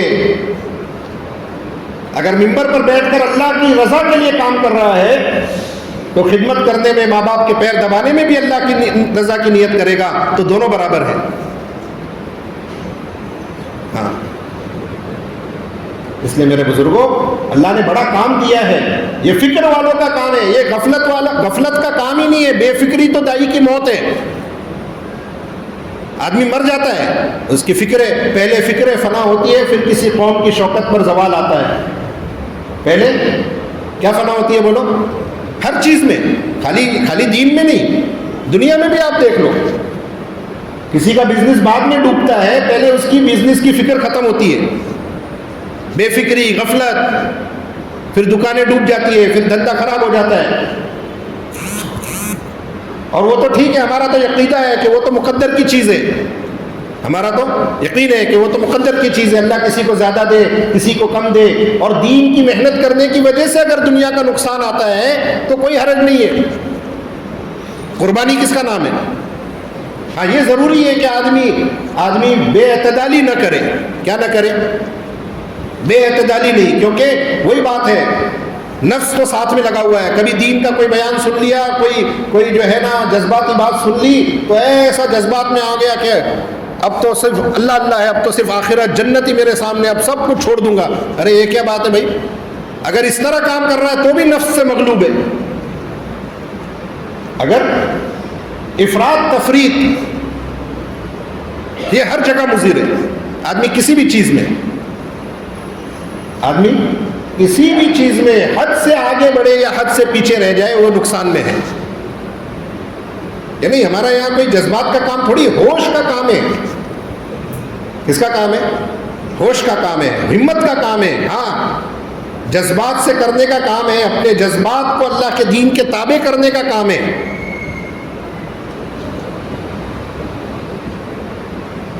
یہ کوئی دعوت نہیں ہے کہ ہم ایسا نمونہ پیش کریں لوگوں کے سامنے کہ بھائی دعوت کا کام کرنا ہے تو دکان بند کرنی پڑے گی, کاروبار بند کرنا پڑے گا. یہ کوئی ہمارے یہاں اس کی دعوت نہیں ہے. وہ تو چند لوگ ہوتے ہیں جن کو اللہ جو سالوں سال تک اللہ کے سامنے روتے رہتے ہیں, گڑگڑاتے رہتے ہیں, اے اللہ مجھے دعوت کے کام کے لیے فارغ کر دے اور ایسا کر دے, اور وہ معلوم نہیں ان کا اللہ کے ساتھ کیا تعلق ہوتا ہے, تو پھر اللہ ان کا ایسا نظام بنا دیتے ہیں. وہ الگ مسئلہ ہے, وہ اللہ کا اور بندے کا معاملہ ہے. لیکن ہماری دعوت یہ نہیں ہے. ہماری دعوت تو یہ ہے کہ جو جس شعبے میں ہے, جو جس شعبے میں ہے اس شعبے میں رہ کر اللہ کا دین زندہ کر کے دکھاوے تو کمال ہے. اس لیے علماء کو کہا حضرت جی نے کہ علماء کیا کریں, کہ علماء تعلیم, تبلیغ, تجارت تینوں کو جمع کرنے کی کوشش کریں. حالانکہ مشکل ہے بہت. مولوی تجارت کرنے جائے گا, مولانا صاحب تجارت کرنے جائیں گے تو ان کو وہاں وقت دینا پڑے گا, دینا نہیں پڑے گا. تو وہ وقت جو یہاں دیں گے تو پھر وہ بچوں کو کب پڑھائیں گے, وہ ایک نسل جو تیار کرنی ہے وہ کب کریں گے. ہاں, اور استاذ اگر سبق چھوڑ کر جماعت میں جائے گا تو پھر وہ جو بچے نگرانی میں آئے ہیں ان کا کیا ہوگا, جو امت کی امانت آپ کے سپرد ہے. ہمارے کام میں کوئی بے اصولی نہیں ہے, بے ترتیبی نہیں ہے, ہر چیز کی ترتیب ہے. آپ نظام الدین جاؤ گے تو آپ کے ذہن کے بند دروازے کھل جائیں گے. وہاں جب مشوروں میں بیٹھو گے, وہاں کے فکرے جب سنو گے, بعض مرتبہ دور رہنے کی وجہ سے اشکالات ہوتے ہیں. بعض مرتبہ الفاظ حائل ہو جاتے ہیں کسی چیز کے سمجھنے میں. حضرت جی نے بہت اچھی مثال دی تھی اس کی, کہ ایک آدمی انگور لے کر ریڑھی پر سے جا رہا تھا اور 3 ساتھی تھے. کون تھے؟ 3 آدمی. تو ایک کہنے لگا ہم تو انگور کھائیں گے, دوسرے نے کہا نہیں ہم تو گریپس کھائیں گے, تیسرے نے کہا نہیں تو عنب کھائیں گے. کیا کھائیں گے؟ ہاں, وہ گریپس انگلش میں کہتے ہیں اور انگور اردو میں کہتے ہیں اور عنب عربی میں کہتے ہیں. تینوں میں جھگڑا ہو گیا اس بات پر. نہیں میری بات چلے گی, میں کہہ رہا ہوں نا گریپس کھائیں گے تو گریپس کھائیں گے. وہ کہہ نہیں انگور ہی کھائیں گے ہم تو. اور تیسرا کہیں عنب کھائیں گے, عربی ہے, عربی والا کھائیں گے عنب. جھگڑا ہو رہا ہے کس بات پر؟ حالانکہ تینوں ایک ہی چیز ہے, حالانکہ تینوں ایک ہی چیز ہے. لیکن الفاظ, بعض مرتبہ الفاظ جو ہے حائل ہو جاتے ہیں کسی مضمون کو سمجھنے کے لیے. آدمی کہنا کیا چاہ رہا ہے اور آدمی سمجھ کیا جاتا ہے, بڑے جھگڑے ہو جاتے ہیں اس پر. اس لیے ہمارے دعوت کے کام میں یہ بھی ایک اسلوب ہے, مردم شناسی, مزاج شناسی, موقع شناسی. کس موقع پر کیا کہنا ہے, کن سے کیسا کہنا ہے. ہاں, حسن اسلوب, حسن کلام.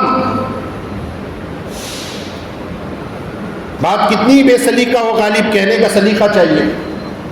نقطے کی ہیرا پھیری سے خدا سے جدا ہو گیا. نقطے کی ایک نقطہ اوپر لگنے کے لیے نیچے لگا دیا تو وہ وہاں خدا لکھنا چاہتا تھا اور وہ جدا ہو گیا. تو ہوتا ہے بعض مرتبہ. اس لیے اپنے نفس کو تابع کرنا پڑے گا, اس لیے مجاہدوں کی بھٹی میں پسنا پڑے گا, اس لیے لمبے لمبے خروج, 4 مہینے پیدل چلنا, اس کا کوئی بدل ہی نہیں ہے. آپ دیکھ لو, یہ تو دوسری بات ہے کہ ماشاءاللہ دور دور سے تقاضے آتے ہیں, اللہ قبول کرتے ہیں, آدمی جاتا ہے, ٹھیک ہے. لیکن جو بنیاد ہے کام کی, حضرت مولانا الیاس صاحب رحمۃ اللہ علیہ کے ملفوظات میں لکھا ہوا ہے کہ جب تک 4 مہینے اللہ کے راستے میں پھرنے کو اپنا جزو زندگی نہیں بناؤ گے تب تک ایمان کی حلاوت اور لذت نہیں پا سکتے. 4 مہینے لمبی مدت, دور دور علاقوں میں, محنت کے میدان میں آدمی اللہ کے دین کے لیے ترتیبیں بنا کر مشورے کی پابندی سے چلے, پھر دیکھو کیسا رنگ آتا ہے اس پر. اور شیطان تو ہمارے ساتھ لگا ہوا ہے. شیطان ہمیں دکھاتا ہے دعوت کے ساتھیوں کی زندگی. شیطان ہمیں کیا دکھاتا ہے؟ وہ دیکھو وہ چلا لگا کے آیا ہے, وہ 4 نئے لگا کے آیا ہے, مسجد میں ہی نہیں دکھتا ہے, مشورے میں تو دکھتا نہیں ہے. ارے بھائی وہ 4 مہینہ اپنے گھر سے باہر تھا, اس کے گھر میں کیا حالات آئے ہیں, اس کی بیوی کے ساتھ کیا ہوا ہے, اس کے بچوں کے ساتھ کیا ہوا ہے, اس کے کاروبار کا کیا معاملہ ہوا ہے, یہ سب بھی نزاکتیں ہیں. ہاں، اور ہمارے یہاں تو ہر چیز کی ترتیب ہے، نصرت اسی کا نام ہے.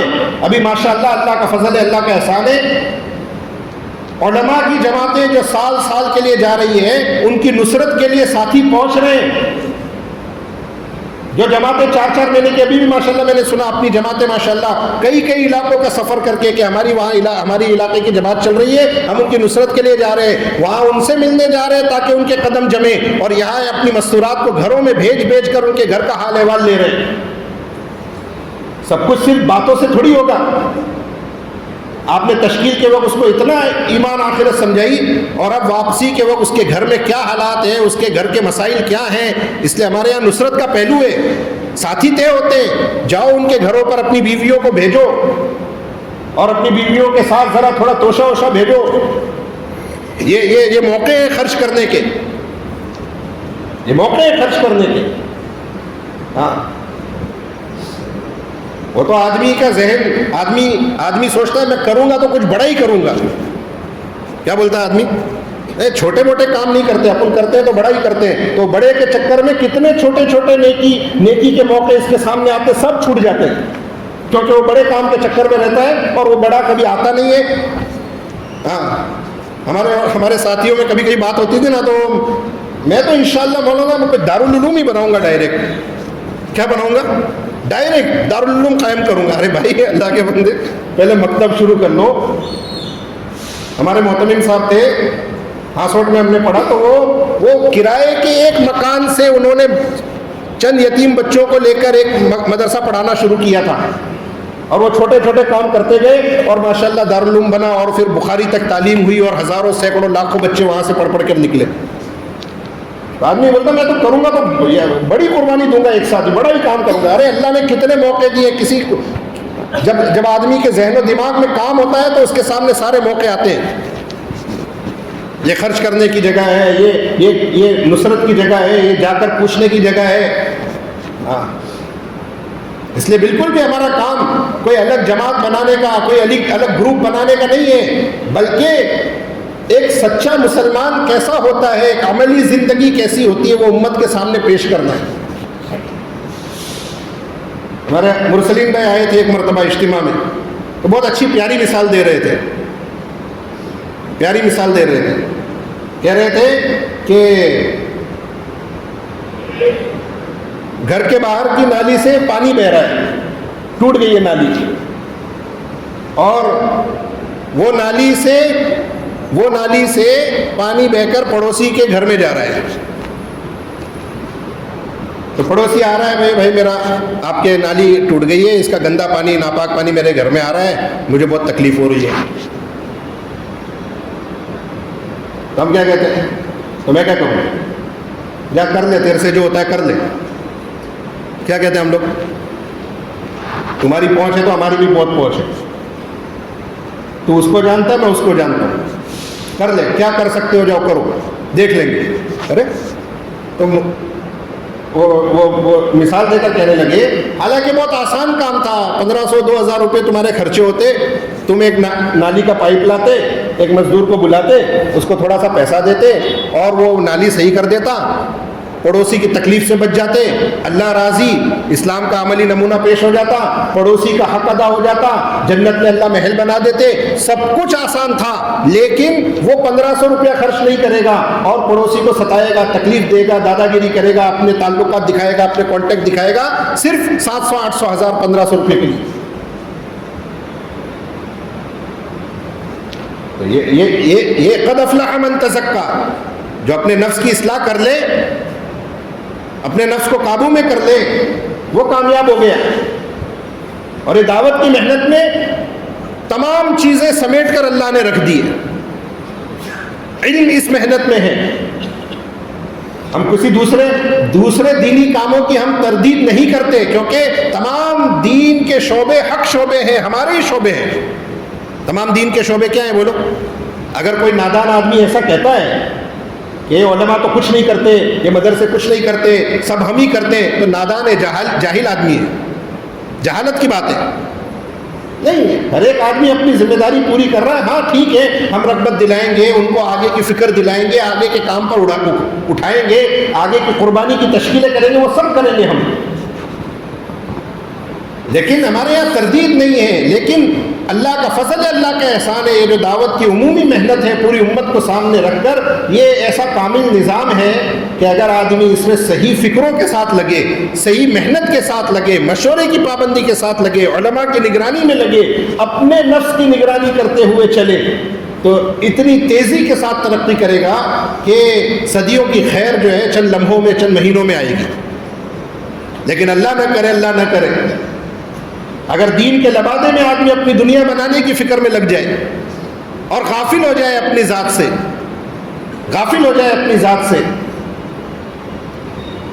اور غفلت کے ساتھ زندگی گزارے، تو پھر اللہ حفاظت کرے، اللہ حفاظت کرے، پھر شر بھی بہت جلدی آتا ہے۔ اس لیے کسی کو نہیں دیکھنا کون کیا کر رہا ہے۔ سینکڑوں ساتھی اسی میں ضائع ہو گئے، سینکڑوں ساتھی کس میں ضائع ہو گئے؟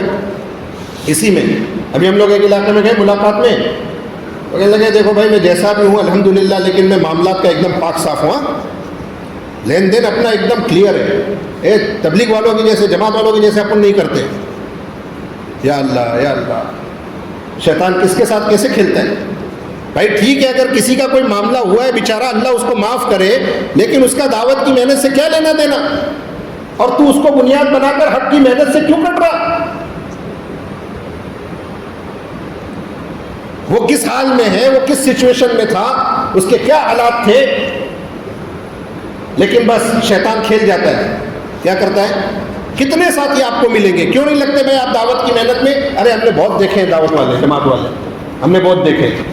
یا اللہ، اللہ رسول کا کام تھا، اللہ رسول کا کلمہ پڑھا ہے، اتباع کرنی ہے صحابہ کی۔ اس کام میں نمونہ نہ کوئی مولانا صاحب ہے نہ کوئی عالم صاحب ہے، نمونہ بنانا ہے تو صحابہ کی زندگیوں کو نمونہ بنانا، نمونہ بنانا ہے تو کیا کرنا ہے؟ اور no one is perfect in this world.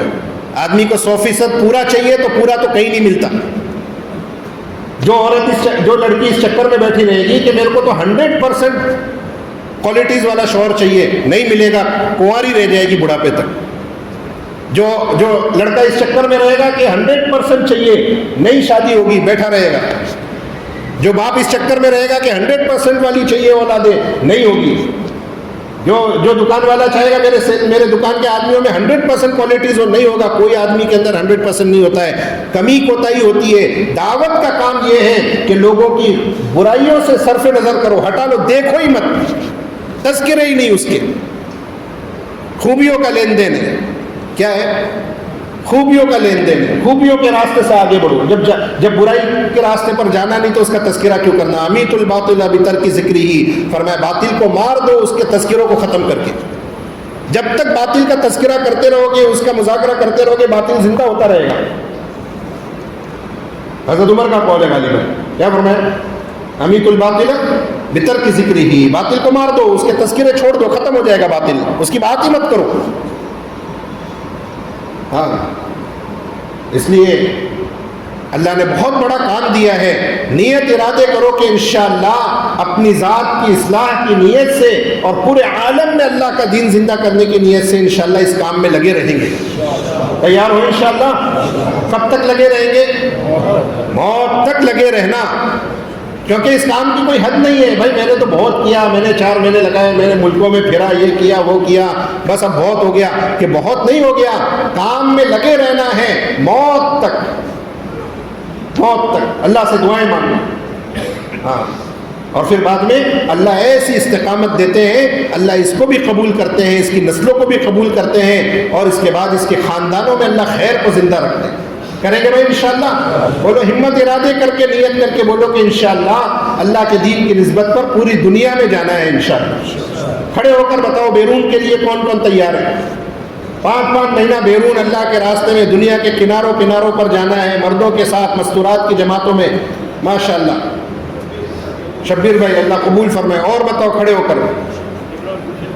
Imran بھائی گلشن نگر، عبدالرزاق بھائی، نوشاد بھائی، اور بتاؤ کھڑے ہو کر، سارا مجمع کھڑے ہو کر اپنے اپنے 5 مہینے کی ترتیبیں لکھاؤ۔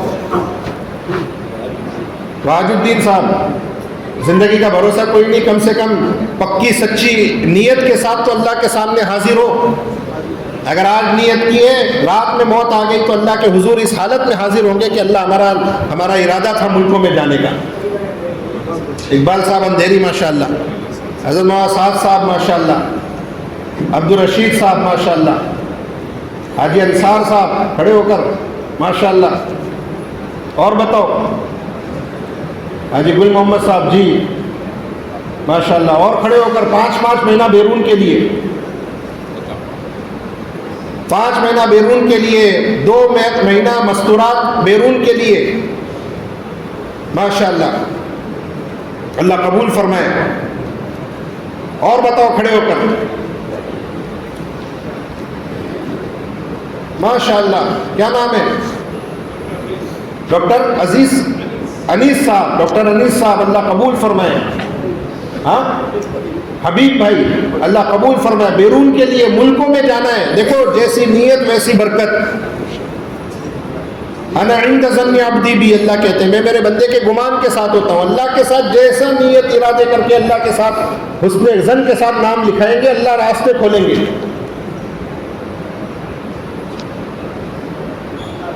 ماشاءاللہ. کیا نام؟ آفتاب بھائی بیرون کے لیے 5 مہینہ بیرون ماشاءاللہ. نور محمد صاحب. اور بتاؤ ہمارے علماء حضرات بھی اگر مجمع میں موجود ہو تو وہ 3 سال کے ارادے کر کے کھڑے ہو کر نام لکھاؤ ماشاءاللہ.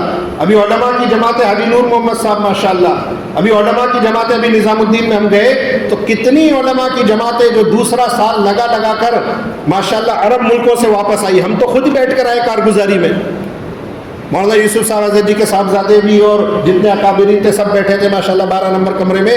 سب وہ جو بیرون سے اور علماء کی جماعتیں ملکوں میں کام کر کے آئی عرب ملکوں میں, ان کی کارگزاری ہم خود بیٹھ کر سن کر آئے.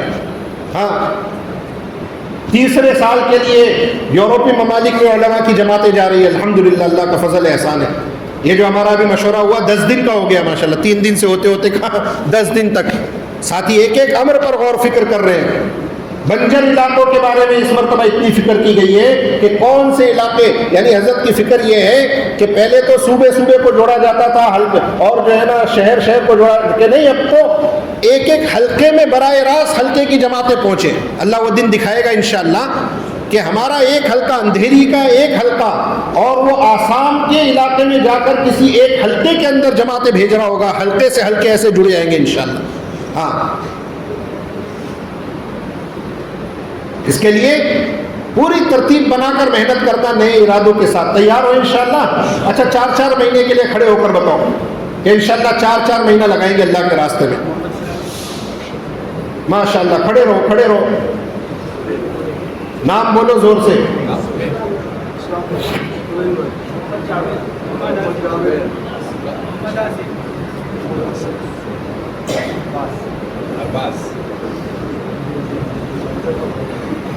ہمارے علماء حضرات ہیں تو ذرا کھڑے ہو کر ارادے ظاہر کرو. سال کے لیے, دوسرے سال کے لیے, تیسرے سال کے لیے. جی شہباز نام بولو, نام بول کر بیٹھ جاؤ ماشاءاللہ. مسجد بولو اپنی.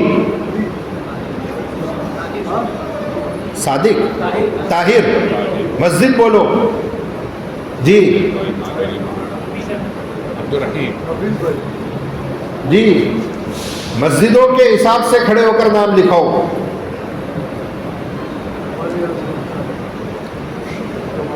ماشاءاللہ. واہ واہ, اللہ خوب قبول فرمائے.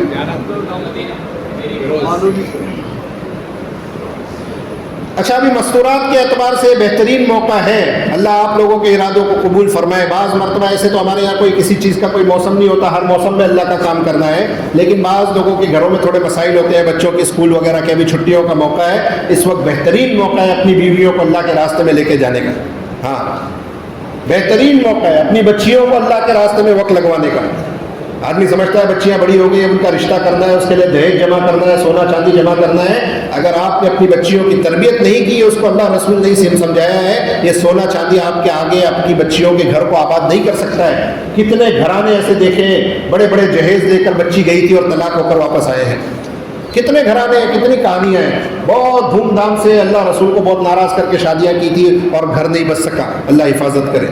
تو معاملہ جو ہے خاندانوں کو بسانے کا وہ مال و دولت کا نہیں ہے, اپنی بچیوں کو تربیت کر کے بھیجنا. اسی لیے حضرت پر اتنی فکر غالب ہے کہ بھائی جوان بچیوں کو اپنی ماں کے ساتھ, اس کی ماں کے ساتھ, جوان بیٹی کو اس کی ماں کے ساتھ اللہ کے راستے میں لے کے جاؤ. 10 دن تک لگانے کی اجازت دے دی کہ جوان بچیوں کو, ماں محرم ہے اس کا, ماں ہونی چاہیے, ماں کے بغیر نہیں لے کے جائے گی. اپنی جوان بچیوں کا وقت لگواؤ. اگر اپنی بچیوں کا, جوان بچیوں کو وقت نہیں لگوایا اور ان کو اللہ رسول آخرت جنت جہنم نہیں بتایا, تو آج جس ماحول میں ہماری بچیاں جا رہی ہیں نا پڑھنے کے لیے, اور پڑھنے کے لیے نہیں بھی جا رہی ہے, تو آس پاس کا ماحول اتنا خطرناک ہے, اللہ حفاظت کرے, ایمان بچنا مشکل ہے. اس لیے یہ بہترین موقع ہے اپنی بچیوں کے, اپنی بیویوں کے ساتھ اپنی بیٹیوں کو اللہ کے راستے میں لے کے نکلنا. نیت ارادے کر کے ذرا کھڑے ہو کر بتاؤ مستورات کے اعتبار سے کہ انشاءاللہ میں اپنی بیوی کو لے کر اللہ کے راستے میں جاؤں گا. بتاؤ چلے کے لیے 2 ماہ. زبیر بھائی بیرون ماشاءاللہ, نوشاد بھائی ماشاءاللہ مستورات کے ساتھ. جی یہ ایک آدمی ایک جماعت ہے. ہاں نور محمد صاحب ماشاءاللہ. اور بتاؤ بھائی, ہر آدمی نیت کرے نا, مستورات تو سب کے گھر میں ہے کہ نہیں ہے؟ ہاں ایک کہنے لگا ہماری تو شادی نہیں ہوئی مولانا, ہم کیسے جائیں گے؟ تو بھائی آپ کی امی ہے, امی کے ساتھ جاؤ. ہاں چاچی ہے, چاچی کے ساتھ جاؤ. خالہ ہے, خالہ کے ساتھ جاؤ. بہن ہے, بہن کے ساتھ جاؤ. پھوپھی ہے, پھوپھی کے ساتھ جاؤ. یہ محرم مستورات ہے. جی اچھا کریں گے نا انشاءاللہ. ایک نیت یہ کرو میرے بزرگوں, اللہ ہم سب کو عمل کی توفیق دے. بار بار کہنا ہے اور کہنے کے بعد غور بھی کرنا ہے کہ آدمی کیا کہہ رہا ہے. ہاں ایک تو یہ کرنا ہے کہ اپنے گھروں پہ تعلیم زندہ کرنا ہے. معمولی عمل لگتا ہے کہ بھائی یہ تو روز کا کام ہے, تعلیم کرنے سے کیا ہو جائے گا, لیکن آپ دیکھو اگر آپ روزانہ اپنے بیوی بچوں کو لے کر بیٹھو گے, ان کو ایمان آخرت سمجھاؤ گے, تھوڑی ان سے دین کی باتیں کرو گے, تھوڑا ان سے شدت نہیں اختیار کرنا. کیا نہیں کرنا بولو؟ شدت نہیں اختیار کرنا. آدمی کو مضبوط ہونا چاہیے لیکن ریشم کی طرح مضبوط ہونا چاہیے. کیسا ہونا چاہیے؟ ریشم ظاہر میں اتنا نرم ہوتا ہے, اندر سے اتنا مضبوط ہوتا ہے, ہاتھی کو باندھو گے تو نہیں کھل سکتا ہے, لیکن اوپر سے بہت نرم ہوتا ہے. آدمی اپنے حق کے معاملے میں کمپرومائز نہیں کرنے کا. اللہ رسول کے معاملے میں آدمی جو جیسا بولے ویسا نہیں کرنا, لیکن ہمیں بد اخلاقی نہیں کرنی, بدتمیزی نہیں کرنی. ہاں اپنے گھروں میں پیار سے محبت کے ساتھ اللہ رسول کے کام پر جمانا ہے. اس کے لیے آسان راستہ ہے اپنے گھروں میں تعلیم کرنا, اپنی بیوی بچوں کو لے کر بیٹھنا, ان کے ساتھ تھوڑا وقت گزارنا. ٹھیک ہے نا, انشاءاللہ کریں گے. ہاں اپنی مشورے, اپنی ملاقاتوں کی ترتیبیں بنانا. یہ ملاقات کا عمل جو ہے نا نفس پر بہت بھاری گزرتا ہے, بہت بھاری گزرتا ہے. لیکن آپ یقین مانو پورے محلے کی خیر خواہی اور پورے محلے کے ساتھ بھلائی اسی میں ہے کہ ملاقاتوں کا نظام مضبوط ہو. الحمدللہ بہت ساری مسجدوں میں ہم نے پہلے دیکھا اور ابھی بھی ماشاءاللہ علاقوں میں جاتے ہیں, انہوں نے ایسی ترتیبیں بنا رکھی ہے کہ کوئی گھر نہیں چھوٹتا ہے, کوئی فرد نہیں چھوٹتا ہے. 15 دن کے اندر اندر, 1 مہینے کے اندر اندر ہر گھر سے ملاقاتیں ہو جانی چاہیے. اور یہ ہمارا یہ علاقہ تو ابھی ماشاءاللہ اتنی بڑی آبادی مسلمانوں کی ہوتی جا رہی ہے, ہم تو ذرا سی بھی غفلت کریں گے نا تو پھر علاقے کے علاقے ہاتھ سے نکل جائیں گے. ہاں ذرا سی بھی غفلت کریں گے. اس لیے روزانہ کی ملاقاتوں کی ترتیبوں کا نظام اچھے سے بننا چاہیے. اللہ مجھے بھی عمل کی توفیق دے, اور سب نیت کرو کہ انشاءاللہ گھر گھر جو علاقے وہ ماہانہ جوڑ اسی لیے, یہ ماہانہ جوڑ کوئی رسمیت کے لیے نہیں ہے, آ جاؤ کارگزاری سنا دو چلے جاؤ, تھوڑی سی بات کر کے چلو ماہانہ جوڑو گے. ماہانہ جوڑ میں مضبوط کارگزاری لو کہ بھائی کیا ہو رہا ہے گھر گھر کی ملاقاتوں کا. اس طرح مت پوچھو کہ آپ داروغہ بن گئے ہو, ورنہ لوگ کہیں گے خود کا تو ٹھکانا ہی نہیں اور ہمارے اوپر چڑھ رہے ہیں. نہیں یہ کوئی بات ہی نہیں ہے کہ خود کرتے ہو کہ نہیں کرتے ہو. ہم کسی سے یہ سوال نہیں پوچھیں گے. کوئی کہہ رہا ہے تو وہ اس لیے نہیں کہہ رہا ہے, بلکہ یہ تو سب کے مل کے کرنے کا کام ہے. بھائی میں بھی محتاج ہوں, آپ بھی محتاج ہیں, اپن سب مل کے اس کی فکر کریں. وہ علاقہ کیسے چھٹا ہوا ہے, وہاں کیسے کام کی شکلیں بناویں, دوسرے گشت کے ذریعے اور بنجر بستی کی جماعتیں چلا کر حلقے میں ساتھی محنت کر کے کیا نظم بنائیں. بعض مرتبہ آدمی سوچتا ہے اور اس کے سوچنے پر اللہ بہت بڑی خیر زندہ کر دیتا ہے. سوچنا. ہمارے ایک ساتھی کہہ رہے تھے بولے تقاضا پورا نہ کرنا تو جرم ہے ہی. تقاضا آیا اور آدمی جان بچا کے بھاگ گیا تو وہ تو جرم ہے ہی, لیکن اس سے بڑا جرم یہ ہے کہ تقاضے پیدا کیوں نہیں کیے. تقاضے اللہ معاف کرے مشوروں میں اگر ہم خالی الذہن آ رہے ہیں، مشوروں میں اگر ہم ایسے آ رہے ہیں، کوئی کام کی شکل ہی ذہن میں نہیں ہے، جا کر بیٹھ جاتے ہیں، جو طے ہوگا دیکھیں گے، جو نہیں طے ہوگا واپس آ جائیں گے، یہ بھی ایک جرم ہے۔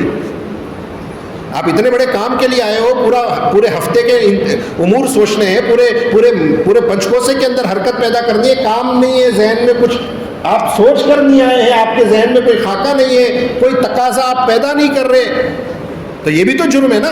علاقے کے علاقے بنجر پڑے ہوئے ہیں، اس چکر میں کہ بھائی میں بولوں گا تو میرے اوپر ہی آ جائے گی، آدمی خیر کی بات کرنا ہی چھوڑ دے اس ڈر سے کہ میں رائے دوں گا تو لوگ کہیں گے بھائی آپ نے دیے، چلو آپ ہی کمر باندھ کے آگے بڑھ جاؤ۔ یہ کوئی بات ہے؟ خیر کی باتوں کا، خیر کی بات کہنا، خیر کی بات کو سوچنا، تقاضے سوچنا ایک مستقل کام ہے۔ کیا ہو رہا ہے نظام الدین مرکز میں؟ وہ تھوڑی پوری دنیا میں پہنچ رہے ہیں، وہ سوچ رہے ہیں بیٹھ کر وہاں کہ پورے عالم کو کیسے حرکت میں لانا ہے، پوری دنیا میں کیسے کام کرنا ہے، وہ سوچ رہے ہیں بیٹھ کے وہاں، اور ان مشوروں کی برکت ہے کہ پورے عالم میں حرکت ہے۔ اس لیے میرے بزرگوں، تقاضے پورا کرنا بھی کام ہے اور تقاضوں کو سوچنا بھی کام ہے، کریں گے انشاءاللہ۔ اللہ تعالی ہم سب کو اچھا ارے اللہ معاف کرے بھائی، میں تو یہ ذہن ہی نہیں گیا اس طرف، اللہ معاف کرے۔ 50 سمجھ میں آ رہا تھا، چلیے اللہ معاف کرے بھائی، ابھی کرنا ہے انشاءاللہ کریں گے۔ اللہ تعالی ہم سب کو عمل کی توفیق عطا فرمائے۔ اللہم صلی علی محمد وعلی آل محمد کما صلیت علی ابراہیم وعلی آل ابراہیم انک حمید مجید۔ ربنا ظلمنا انفسنا وان لم تغفر لنا وترحمنا لنکونن من الخاسرین۔ ربنا آتنا فی الدنیا حسنہ وفی الآخرۃ حسنہ وقنا عذاب النار۔ لا الہ الا انت سبحانک انا کنا من الظالمین۔ اے اللہ ہماری کمی کوتاہیوں کو معاف فرما، اے اللہ ہمارے لغزشوں کو معاف فرما، اے اللہ جو کمزوریاں رہ گئی اس کو معاف فرما، جو نیت ارادے کی ہیں ان کو قبول فرما، اپنے فضل و کرم سے ہمارے کہنے سننے کو قبول فرما، جو کمی کوتاہیاں ہو گئی اسے معاف فرما، اے اللہ ہمارے ساتھیوں کو قبول فرما، ہمارے اس مرکز کو قبول فرما، تمام دین کے کام کرنے کے ٹھیے ٹھکانوں کو قبول فرما، مدارس کو، مساجد کو، دینی کام کرنے کے ٹھیے ٹھکانوں کو اللہ سب کی حفاظت فرما، اپنے فضل و کرم سے جو کچھ کہا گیا ہے، سنا گیا ہے، اس پر عمل کرنے کی ہم سب کو توفیق عطا فرما۔ جزا اللہ عنا محمد اللہ صلی اللہ علیہ وسلم، آمین برحمتک یا ارحم الراحمین۔